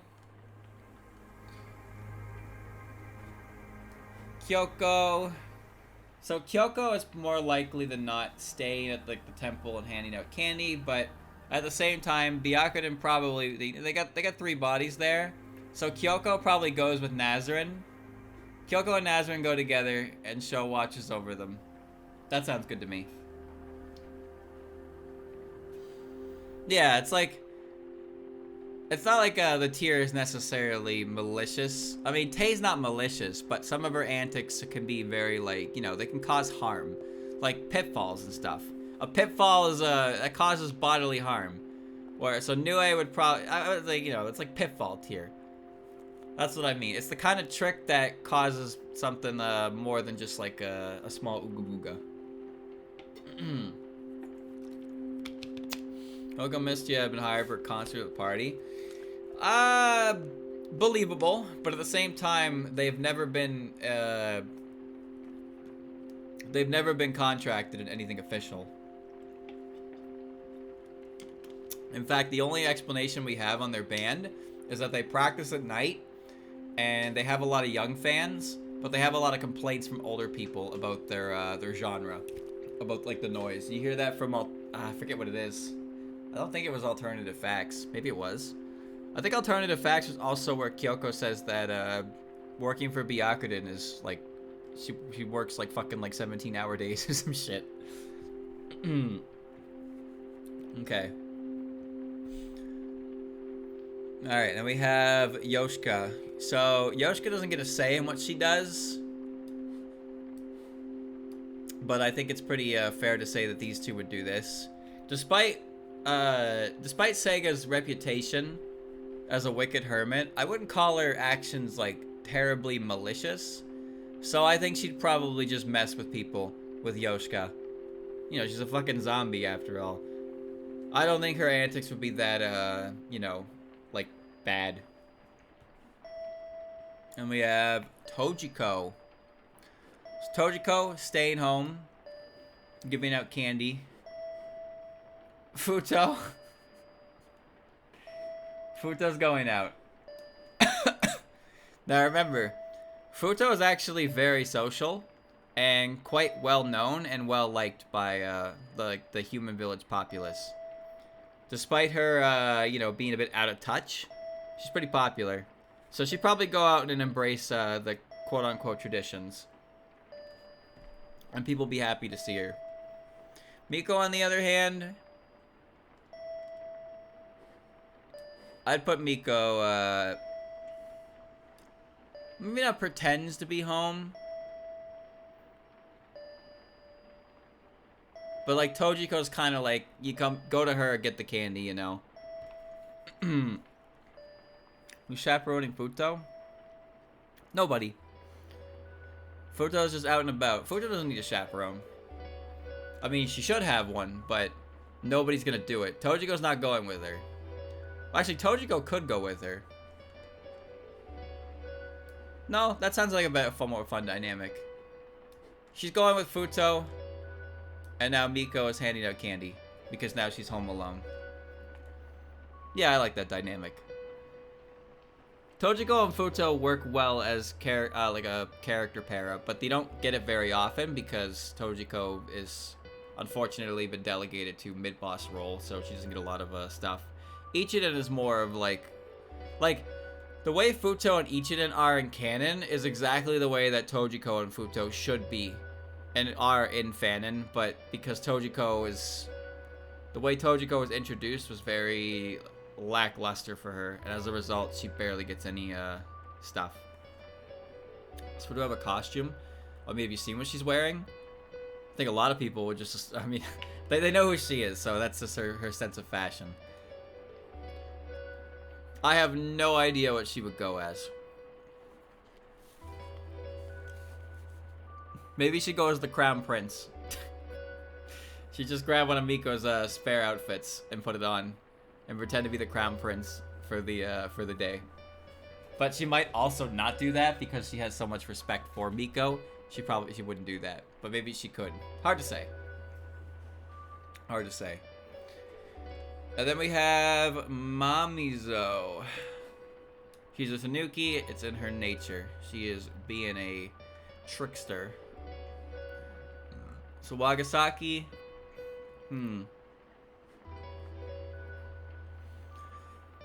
Wagasaki. I don't think she's going there. I think she's staying home. Bonky is very pretentious. She'd probably do this, though. Like, she'd probably try to mess with people, as opposed to just staying home and pretending not to be there. Kagero, I can imagine, similarly to Wagasaki.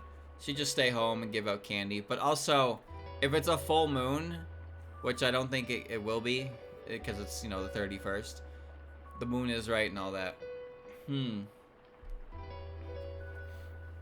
Kagero and Wagasaki Hime, they wouldn't go out for trick-or-treating, but they both, their attitude is very soft, so I feel like they would be the kind to just give out candy. But Bonky's got a bit of an attitude to her, so she'd either, like, pretend to not be home or attempt to scare people. But because she's a yokai, I weigh it more in the favor of attempting to scare people.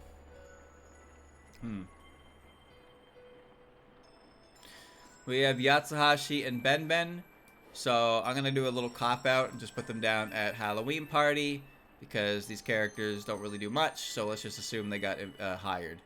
And now we have Egg Thrower, the next generation, okay? And we have I Succumb to Bad Influences, the character. Alright. And then we're going to put Raiko at the bottom at Halloween party as well. Shimmy would. You know she would. She's got a lot of anger in that little body of hers. Alright? That's pent up. Seija will be like... Seija will bring TP, and then Shimmy will bring the eggs. And Seija will be like, holy shit. Alright, sure. Like, Shimmy got these rotten eggs that she's throwing. And Seija's like, I was going to use TP, throw it at a tree, but alright, girl, you go. You go. Alright. Now we have Seiden. So Seiden's interesting. Because I think both Seiden and Ringo... I can't say for sure for Ringo. Ringo likes a very specific type of sweet. So, like, she wouldn't really go out for candy. But I think these two, they both run a business, you know? They run a dongo stand. So I think they would probably just essentially do what Nitori's doing. Where they'd stay, they make Halloween-themed items. They might give out samples, and then they can sell packs. So they're businesswomen first and foremost in this situation. And we have Doremi. Doremi is actually a hard one to say. I don't think Doremi really actively tries to go out and scare people. She doesn't really have a home, so it's like, doesn't really matter. She's not going to a party because she's not invited. She's not staying home and giving out candy. No one's going to find her. She's not throwing eggs at your home. She's not a chaperone. She's not trick-or-treating. Honestly, I just put this here. It's like, she doesn't really fit.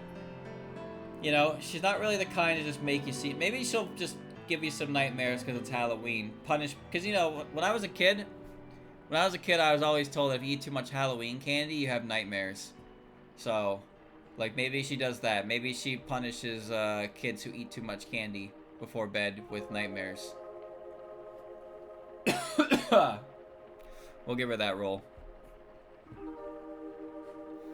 Sagume pretends not to be home because she can't speak, so it's best if she has no interaction with anyone. Clown Piece. Egg Thrower. Maybe a little bit of an Egg Thrower. She's not quite, you know, Chirno and Rumia are rung in and controlled by Daiose, and they're being chaperoned by Letty. Clown, on the other hand, you know, she's a little, you know, she's a little. But then we have Junko and Hikatia. Hikatia's coming to chaperone Clown. But where's Junko going?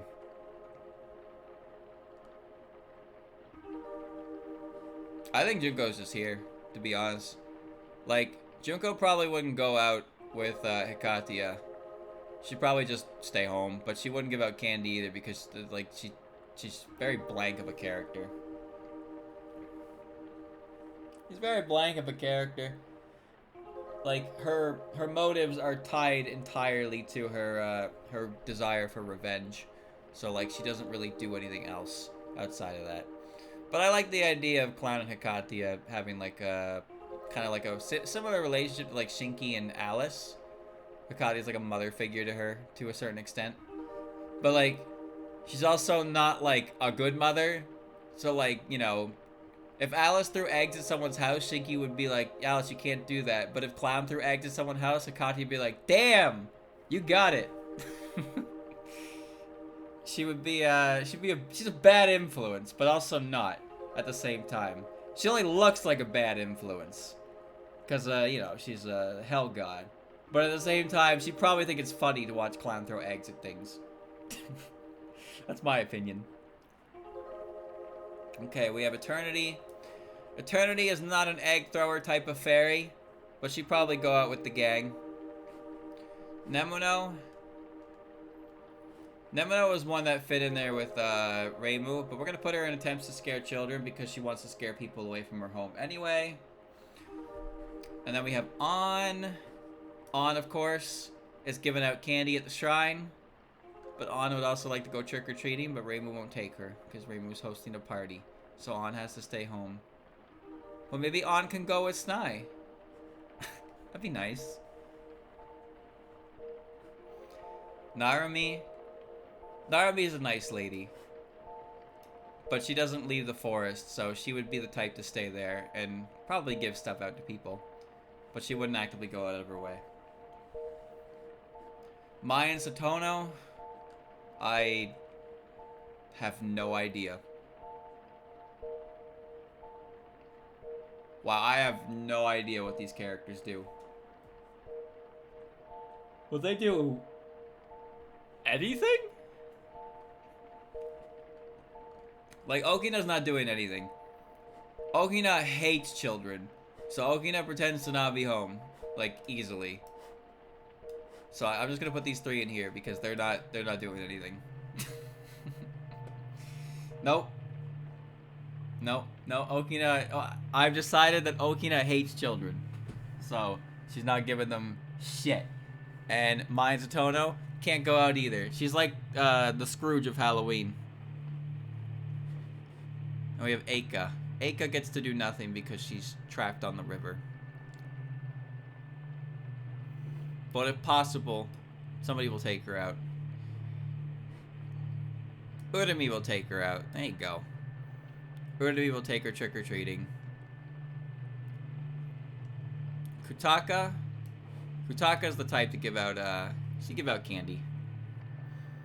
Kutaka's a squishy looking character, but she definitely has a good head on her shoulders, despite the fact that she's also like a bird brain.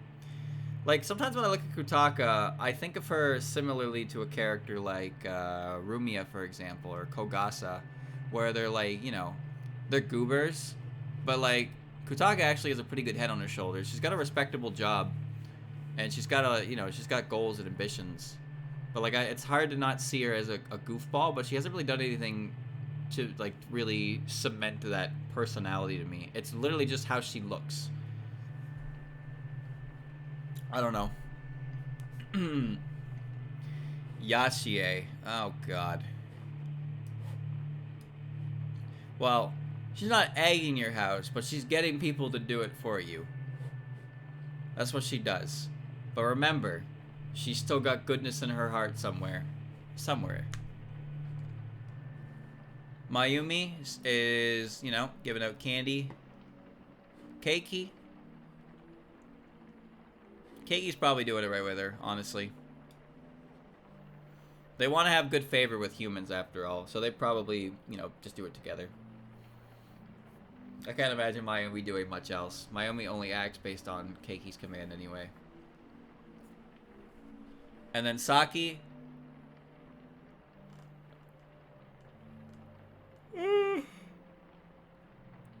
Saki's interesting. Probably an egg thrower, but like at the same time, not really. She's obviously gonna get into she's gonna get into some situations for sure.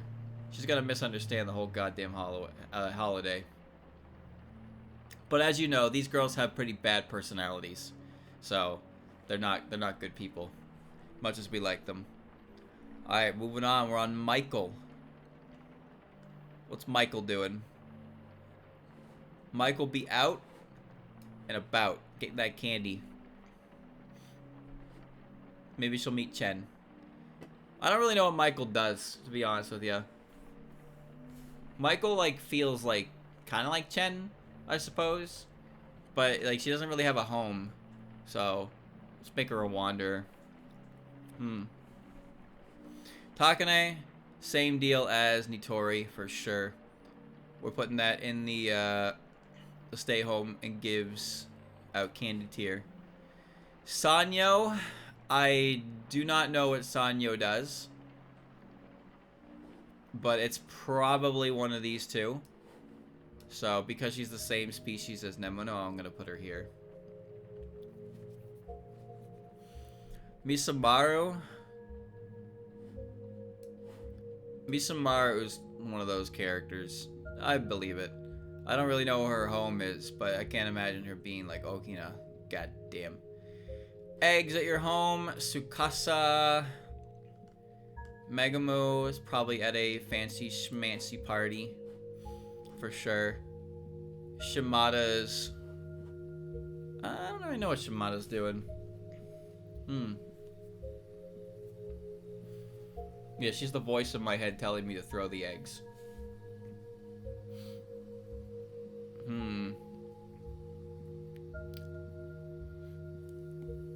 Shimada, I'm not sure. She looked goofy, but she's really not goofy.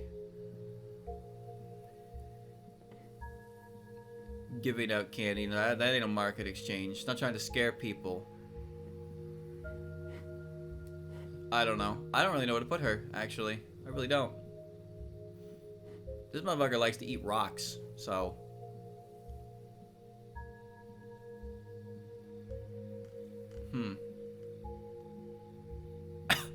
I don't really know what Momoyo does. Momoyo's not really much of anything. I guess she'd like rock candy, yeah. She'd probably go out and try it, I suppose, but it's hard to say for sure. No, I'd probably put her here. As a yokai, after all. I was really not really sure what else to put her with. We have Monkey. Where are we putting the Monkey?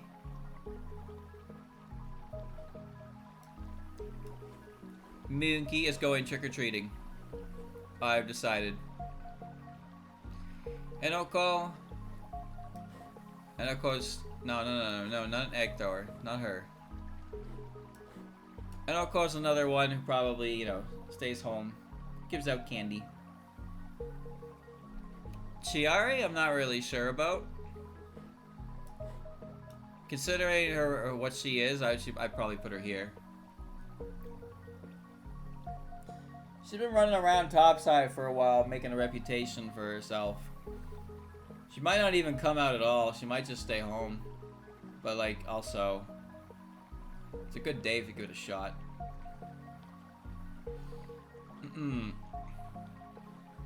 Hisami.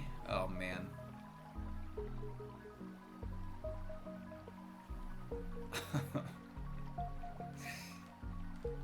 Hisami and Zenmu.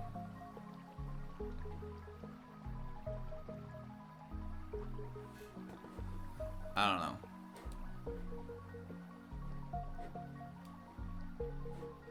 I guess I put them here. I don't really know for sure. They wouldn't really do much else, you know. Alright. And now Sika, obviously following suit. Right away. Now we have Iku.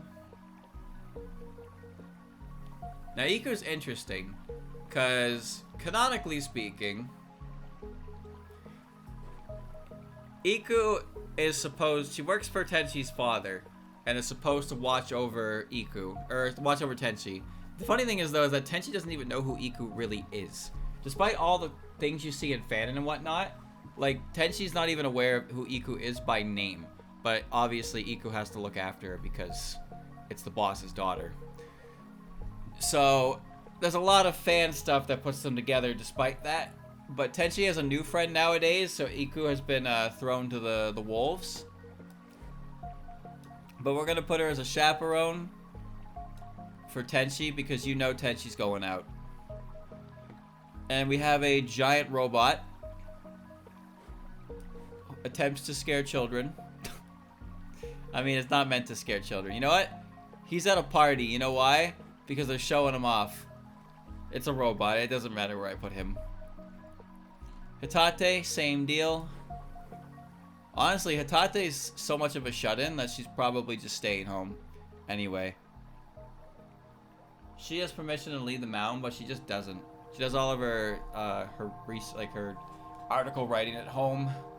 Aya's out and about. Megumu, I can imagine getting, you know, she's higher up on the ladder, but Hat's more of a recluse, so she'd probably just stay she'd probably just stay there and not do anything. She wouldn't really do on-the-field reporting like Aya does. Now we have Sunny, Luna, and Star. Now, obviously, these three are trick-or-treaters. But Star is definitely throwing eggs at your home. Okay. Now, Luna and Sunny, you know, they're more interested in the candy.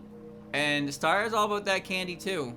But, you know, she's also she's got a mind for violence sometimes. So that's why she's down there. She's a bit of a wild card. Kokodo, she's going out trick-or-treating. Probably, if I had to say, going with Futo. Or she's going with Nazarin. Because Kokodo, as you know, Miko and Byakuren look after her. So she's probably out and about. She might be trying to scare people, though, because of the whole urban legend thing. So I think I'd actually put her there. Assuming she's still on her bullshit, I'd probably put her there because she's out trying to get her urban legend, trying to do her urban legend. But also taking candy, of course. Then we have Sumireko. So, as you know, Sumireko is a teenager, but she's not like most other teenagers. So what would she be doing? Attempts to scare children, not her. She wouldn't pretend not to be home. She wouldn't be at a Halloween party. Stay home and give candy. I don't think she'd do that. If she was against Sokyo, she'd probably just go out for the fun of it, you know? She'd probably get involved in the festivities. But yeah, not much else to say about that. Jun? I don't know where Jun's going. Where is Jun going?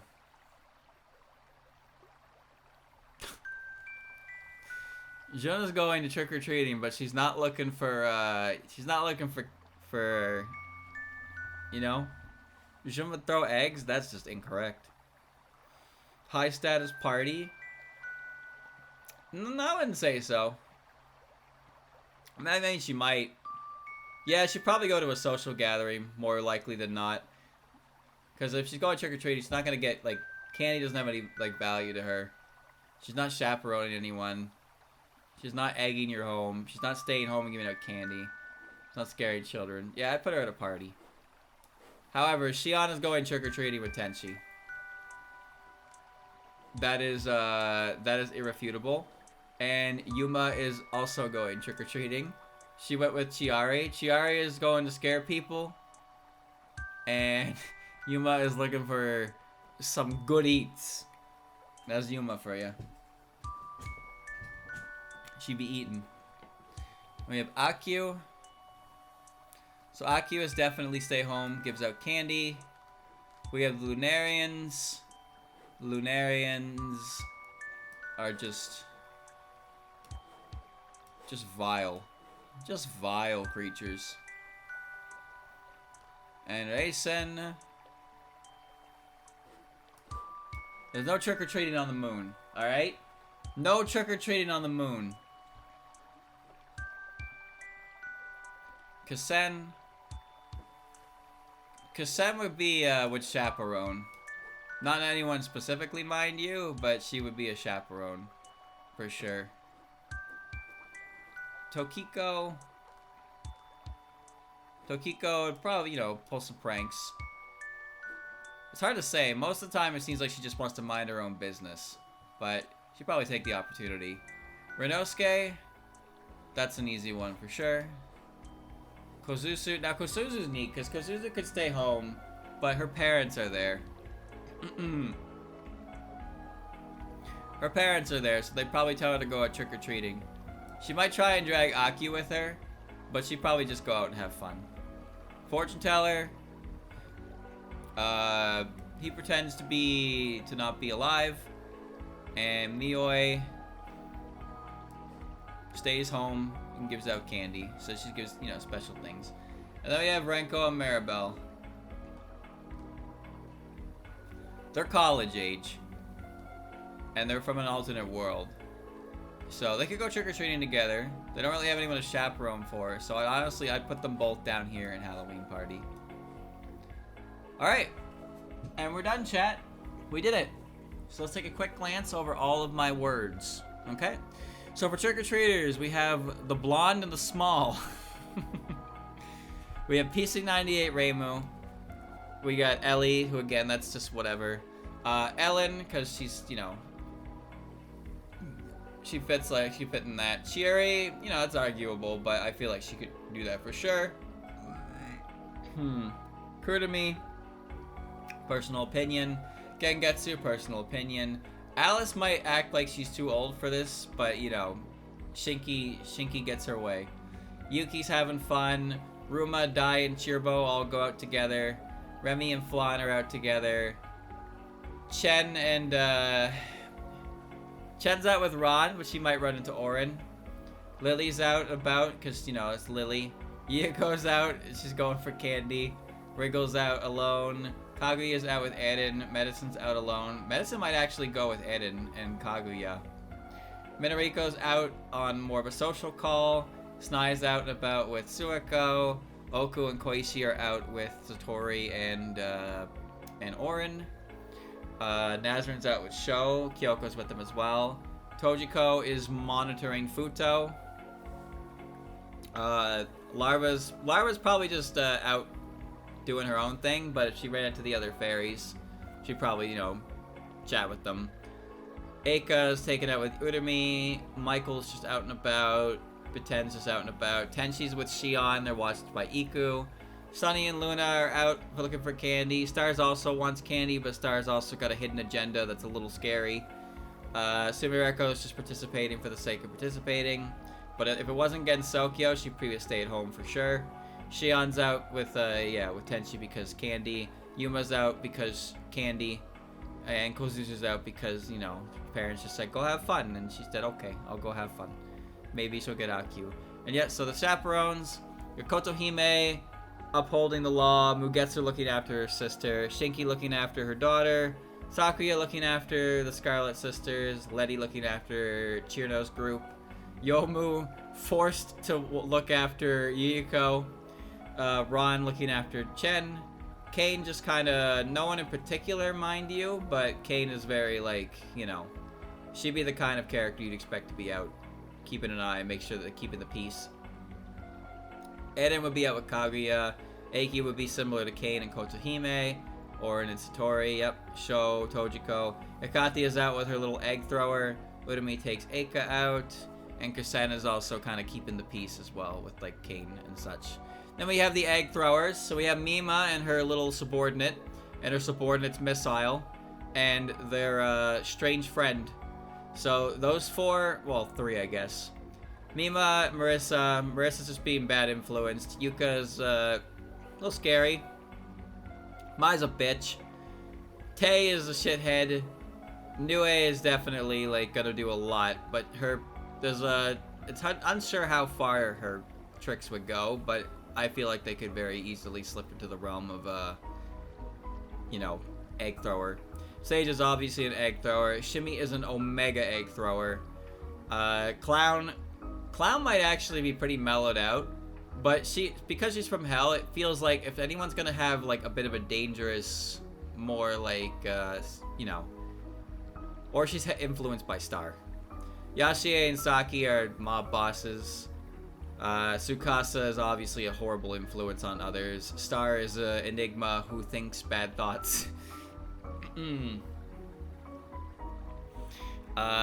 then we have Stay at Home. So Sariel is whatever, but like I like the idea of Sariel, you know, just coming down, 20-foot woman coming down, hit you with that biblical "be not afraid," pulls out the smallest little bowl of candy you've ever seen, hands it down, and just puts her finger up and goes, "You may take one." And it's like a full chocolate bar. That's what Sariel's giving out. She's got this big bowl, and she puts her, you know, you look inside, and it's just full chocolate bars, and you're given one, and you're like, whoa! And she's awesome. Then she's the favorite Makai mommy. I didn't say that, by the way. That was definitely a chat member. I was just reading the chat. Anyway, Genji, you know, Genji gives out candy to those who Reimu yelled at. Yumemi doesn't really leave her house because Shiori's doing the field work. And she's staying there, but she's got a good heart, so she wouldn't pretend she's not home. Rukoto's a maid robot, so it's in her programming. Ellie's a gatekeeper, Sara's a gatekeeper. Yumiko's watching the house while Shinki's out. Mailing's watching the house while everybody else is out. Same deal, gatekeeper. Alice is out of the way, but her attitude is nice enough that she would definitely give out candy. Raisin would give out candy, and her attitude would be perfectly fine, whether or not she wanted it to be. Shizuha, again, you know, she's more of an introvert than her sister, but she's not mean. But, you know, she doesn't want people to not like her. Hina would stay home. She's got a good heart, but people don't really like her because of her ability. Nitori is running a business. Momiji would have candy, but she would just be doing her job anyway. Kaneko would be giving out stuff at her shrine. Yam would be giving out her yam candies, her patented mouth candy. Ichiden, Unzan, and Byakuden were giving out candy at the Myoden Temple. Miko is at her... Miko's kind of doing whatever, but she's not the kind of person to turn someone away with that kind of thing, you know? Like, she doesn't want disciples, but everybody was like... People showed up and were like, I want you to take me as a disciple. And she's like, alright, whatever. But, like, she's not a cold-hearted person, so she would definitely have something in spirit for the holiday. And then... Wagasaki and Kagero.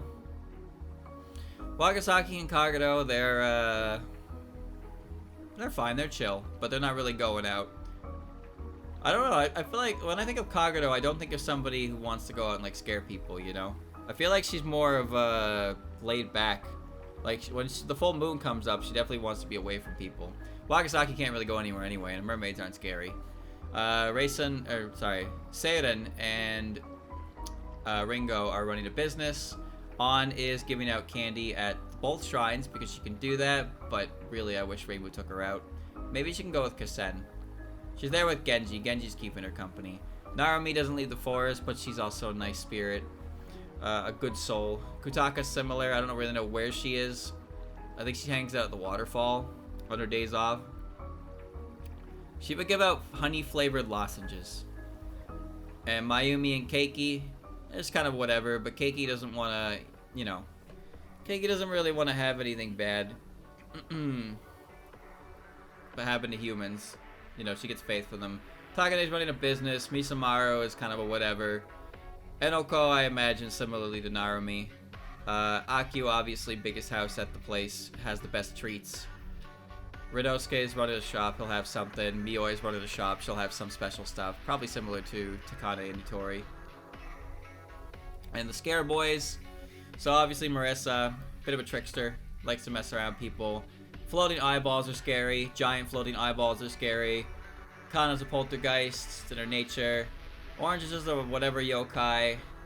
Kwakama's a little devil, it's in her nature. Mistia would probably, you know, mess with people while running her business for all the same.